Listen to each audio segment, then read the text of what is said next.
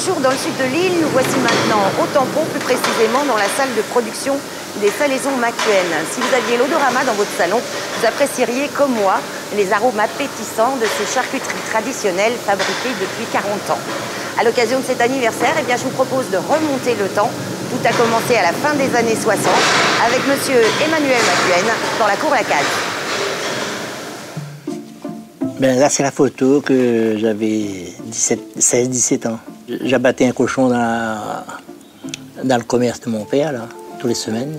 Ben, j'ai pris d'entier avec mon père, il abattait le cochon chez nous, ben, on a pris ça comme ça. Et puis on a racheté un commerce à l'entre-deux. Et en face de mon commerce à l'entre-deux, il y avait une boucherie, j'avais racheté le fond. Je faisais 15 cochons la semaine, plus les 2 bœufs. Après, il y avait une loi qui est sortie, il fallait avoir une salle de préparation. On a fait au Tampon une salle de préparation. Et là, on a commencé là, on faisait la charcuterie, tout manuellement. Là, c'est les camions 38 tonnes, j'avais, camions frigo. Et dans le temps, la viande arrivait dans les cales frigo, il n'y avait pas de conteneurs. On a voulu faire les jambons, tout ça, parce qu'ici, il n'y avait pas dans le temps. Les jambons à La Réunion, c'était des jambons en boîte conserve, là. Et personne ne faisait les jambons localement. On est parti en métropole pour apprendre. Maintenant, on a toutes les machines. Tout est automatique maintenant. Hein. Aux salaisons Macuen, en 40 ans, certaines choses ont changé, d'autres pas. À 72 ans, Emmanuel Macuen est toujours en activité. Il s'occupe des approvisionnements en matières premières. C'est des cochons pour rôtir pour le 40e anniversaire. Maintenant, disons, la matière première, on importe déjà prêt à l'emploi. On va en métropole dans les abattoirs. Et puis, on a un cahier de charge.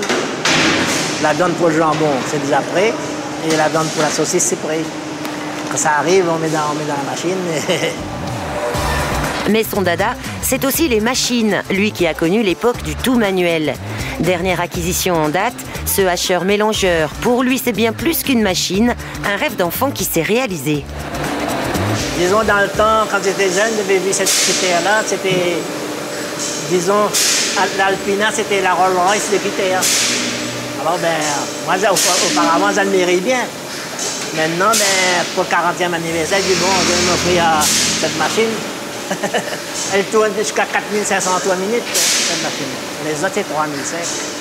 Disons, si on met 200 kg de viande, en 1 minute, ça devient la chair saucisse. Là, on met des épices, et puis c'est rapide. L'outil de production a évolué, le local aussi. L'usine, toujours située au Tampon comme le premier atelier frigorifique, est aujourd'hui un bâtiment de 4200 m², aux équipements ultra performants. Des investissements effectués en 1994, quand Nathalie Vitong, sa fille, prend la direction de l'usine.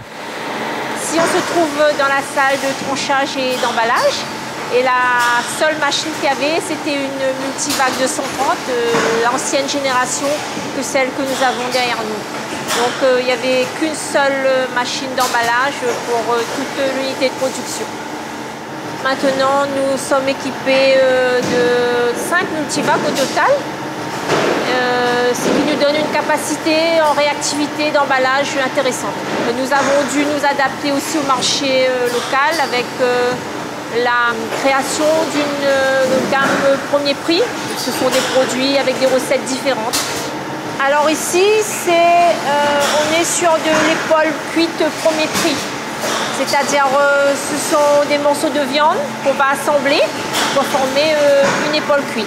Alors que l'épaule cuite Macuen, la traditionnelle, ce sont des épaules entières qui seront moulées et ensuite cuites pour être tranchées. 40 ans après ses débuts, le fameux jambon Macuen est encore le produit phare des salaisons. Ça non plus, ça n'a pas changé. Les premiers jambons, ben, c'était fait comme ça. Manuellement, tout à la main. Il fallait mettre dedans, presser. Quand c'est cuit, redémouler. Tandis que le nouveau, tout est fait directement automatique. Avant la cuisson, le jambon sera passé par toute une étape de préparation essentielle, le malaxage. Une étape que l'assistant contrôle qualité surveille de près. Donc voilà, ici c'est les malaxeurs à jambon. On appelle ça aussi des barattes. Dans le malaxeur, le jambon, il va tourner en même temps que l'assaisonnement. Et donc le jambon, il va être malaxé.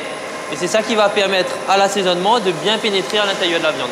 Le malaxage durera 44 heures avant l'étape suivante, le thermoformage. C'est là que le jambon est moulé sous vide, il cuira dans son emballage et sera alors prêt pour l'étiquetage avant expédition. C'est Madame McCuen qui s'en occupe, comme son mari. L'amour du métier ne l'a jamais quitté. Si je prends la rotate, je vais m'ennuyer. Si le process est moderne, les recettes, elles, restent traditionnelles. L'andouille et la saucisse chinoise, ce sont deux recettes qui sont restées les mêmes depuis 40 ans. C'est-à-dire ici, là, vous avez le morceau de viande qui est recouvert d'un chaudin manuellement. Et ici, la saucisse chinoise, c'est une recette de la famille. Alors, à l'époque, dans mon enfance, je me souvenais, c'était des saucisses avec toujours la petite campe. Mais on les mettait sur un tuyau utilisé dans les plomberies et on les mettait ça à l'extérieur au soleil pour que ça puisse sécher.